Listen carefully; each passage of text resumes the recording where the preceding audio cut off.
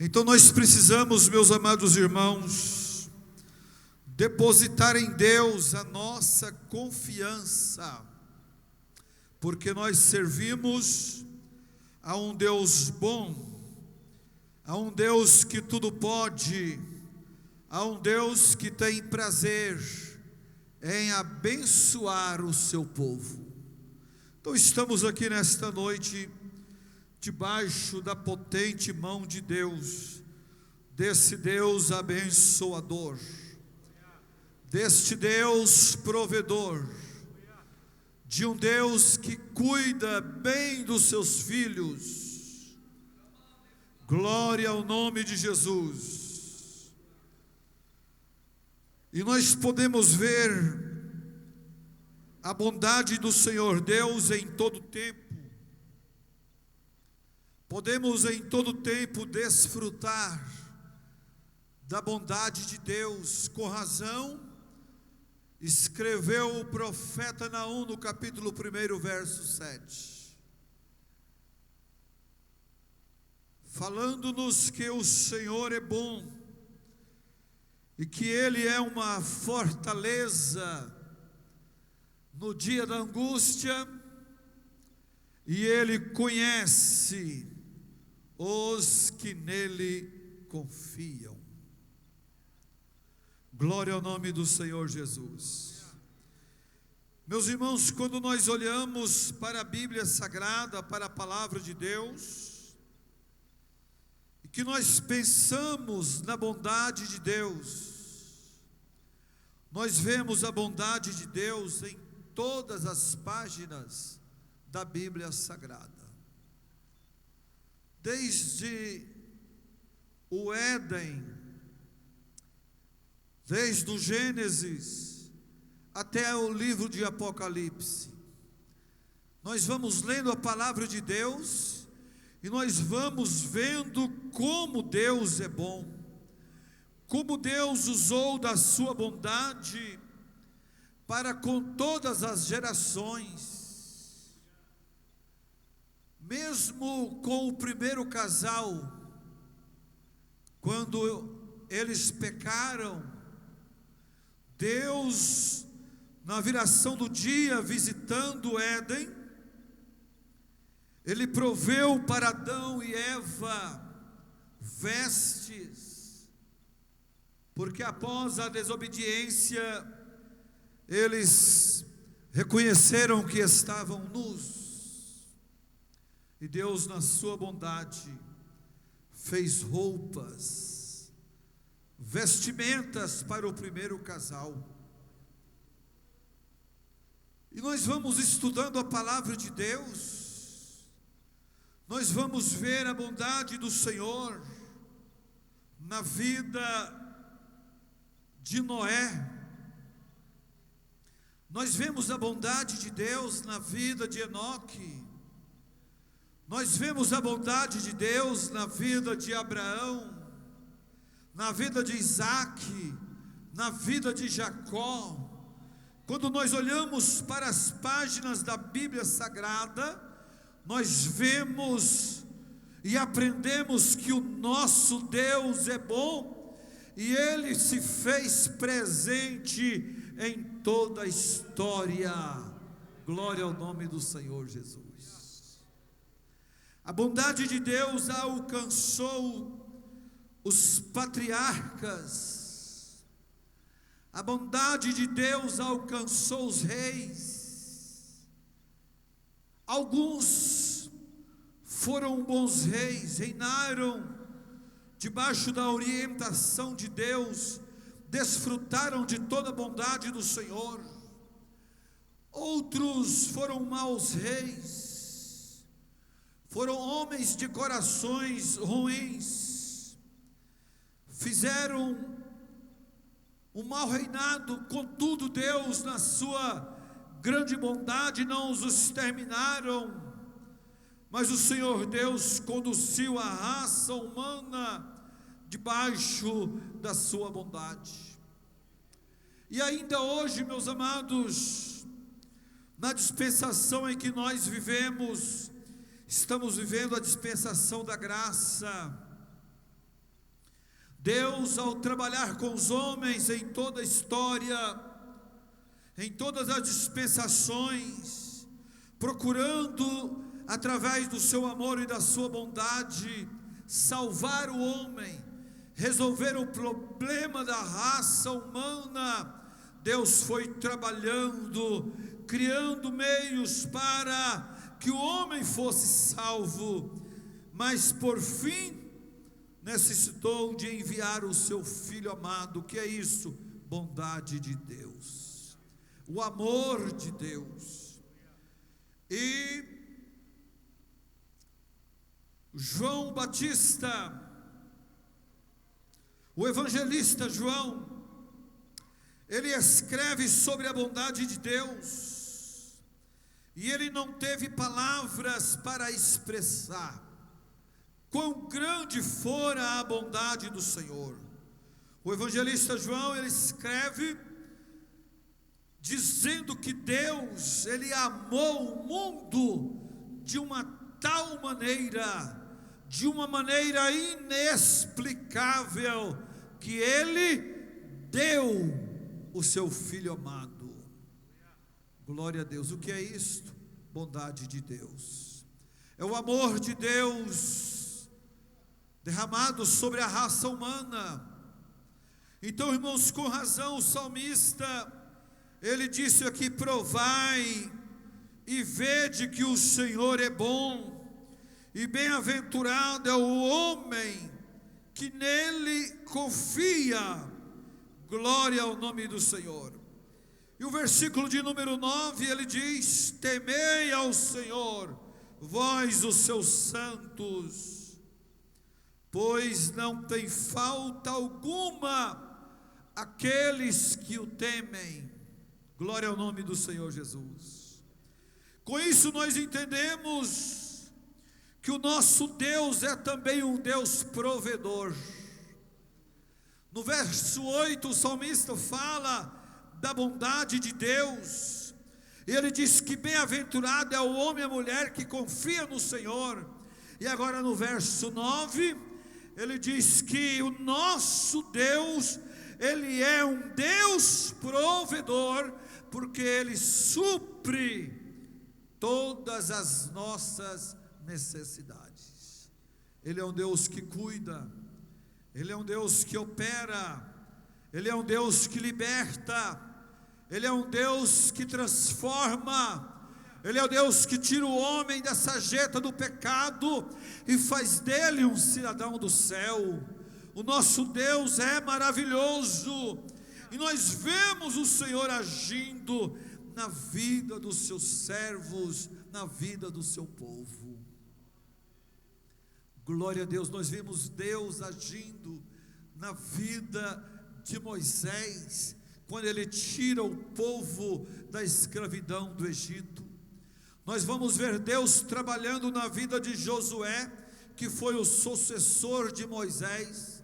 Depois que Moisés morreu, o Senhor levanta Josué para conduzir o povo e introduzi-los na terra da promessa. E nós vemos a boa mão de Deus estendida sobre Josué. Nós vemos, meus amados irmãos, a mão de Deus estendida sobre os juízes que julgaram a Israel durante anos. Então, em tudo nós vemos a boa mão do Senhor, Deus na sua bondade suprindo a necessidade do povo, porque Ele é um Deus provedor. Glória ao nome do Senhor. Nós vemos Deus agindo na vida de Elias, Deus sendo bom para com o teu servo. Em uma ocasião que Israel havia afastado de Deus, servindo a Baal, servindo aos deuses estranhos naquela época. Então o Senhor, lá no capítulo 18 do primeiro livro dos Reis, a partir do versículo 22, quando o profeta se apresenta e ele propõe um grande desafio com os profetas de Baal e os profetas de Azera, que formavam um número de 850 homens, e ele sozinho propôs um grande desafio para provar que o Senhor Deus era o verdadeiro Deus de Israel. Prepararam 2 novilhos, um para os profetas de Baal e o outro para Elias. E Elias deu liberdade para que ele oferecesse primeiro o seu sacrifício a Baal, porém Baal não pôde responder. O sacrifício, ou melhor dizendo, o desafio era: aquele que responder com fogo, este é o verdadeiro Deus. Porém, os profetas de Baal prepararam o bezerro ou o cordeiro, mas clamaram, lutaram, pelejaram até o meio-dia, retalharam os seus corpos com lancetas, mas Baal não respondeu, porque Baal não é Deus. Chegou o momento em que Elias disse a eles: olha, chegada é a minha vez. A primeira coisa que Elias fez foi reparar o altar do Senhor.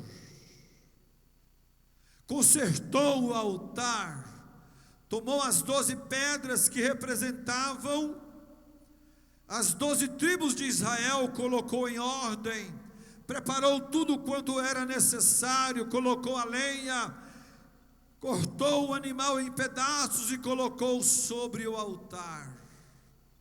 E ele fez uma breve oração, depois de ter mandado encher 4 cântaros de água, derramava sobre o holocausto, sobre o altar. Havia feito um rego em volta do altar, de forma que a água molhou o holocausto, a lenha, e encheu aquele rego de água. E Elias então orou a Deus. Não foi uma oração tão prolongada, mas poucas palavras. Ele orou dizendo: Senhor, para que este povo saiba que em teu nome eu fiz todas estas coisas, e para que eles saibam que eu sou teu servo, Senhor, responde-me com fogo. Oração breve. E Deus, na sua bondade, meus amados irmãos, diz a palavra, que ele mandou fogo do céu, consumiu o holocausto, a lenha, e o fogo consumiu toda a água que estava em volta do altar.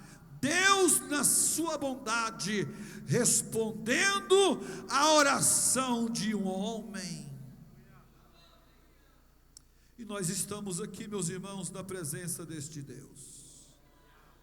Nós estamos aqui adorando este Deus, glorificando o seu nome, na certeza que a bondade de Deus, ela ainda permanece. A bondade de Deus, ela é sobre a minha vida. A bondade de Deus, ela é na tua vida, na vida da tua família. Deus, na sua bondade, Ele alcança a tua casa, Ele alcança os teus problemas, e Ele te dará uma grande vitória, porque Ele é bom.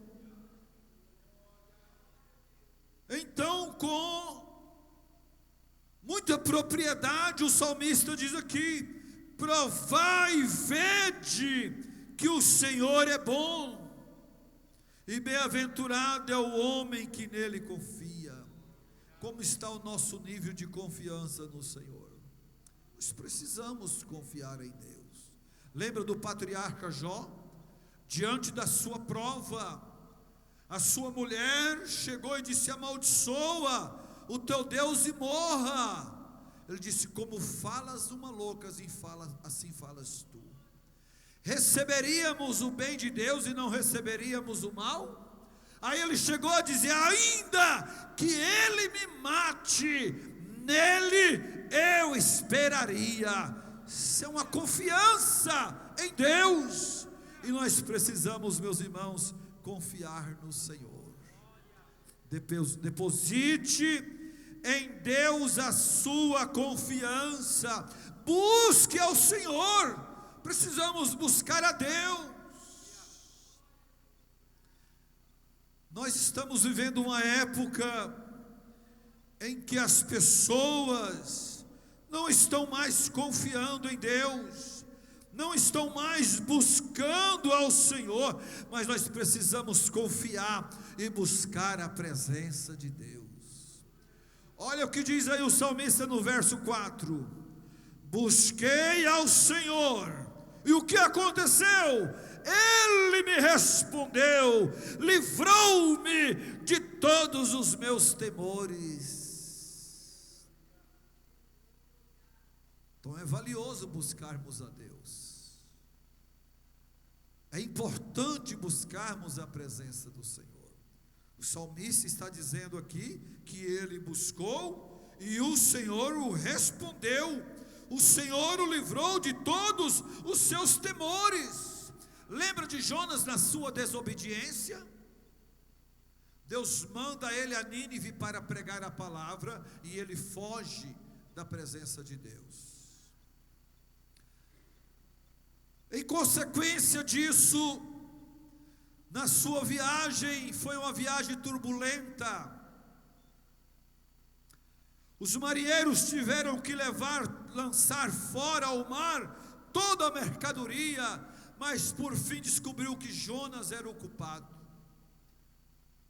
E quando ele faz a sua confissão, reconhece a sua culpa, eles perguntaram: o que devemos fazer? Lançai-me ao mar, e a fúria do mar vai acalmar. E eles pediram perdão ao Senhor, oraram a Deus e lançaram Jonas ao mar.